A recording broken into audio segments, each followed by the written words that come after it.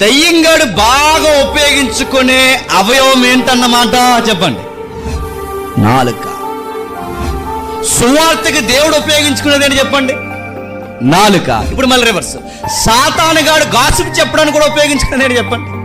నాలుక. అందుకే యాకోబు ఏమంటాడంటే ఇది వరల్డ్ ఈవిల్, అంటే ఇది ఒక దయ్యం, ఇది దయ్యం, ప్రపంచాన్ని నడిపిస్తున్న ఒక దయ్యం. ఇది ఒక చిన్న నిప్పు అడవిని ఎలాగైతే తగలెట్టేస్తాదో, ఈ నాలుగుతో మాట్లాడే చిన్న మాట కాపురాలను తగలెట్టేస్తారు, సంఘాన్ని తగలెట్టేస్తారు, స్నేహాన్ని తగలెట్టేస్తారు, పచ్చని మనుషులను తగలెట్టారు. చిన్న మాటే.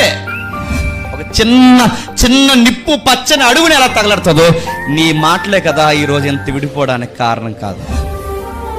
ఇంత ఏడవడానికి కారణం కాదా? బైబిల్ అంటుంది నీ మాట జాగ్రత్త, నీ మాట జాగ్రత్త. అడవికి నిప్పు ఎంత ప్రమాదమో, సమాజానికి నీ నాలుక, నీ మాట కూడా చెప్పండి అంత ప్రమాదం. నువ్వు మార్చుకోకపోతే చాలా ప్రమాదం, నువ్వు మార్చుకోకపోతే ప్రమాదం. ఎంత ప్రమాదం అంటే అది ఇతరులను తగలెట్టడమే కాదు చెప్పండి, నరకంలో నిన్ను కూడా తగలెట్టేస్తుంది.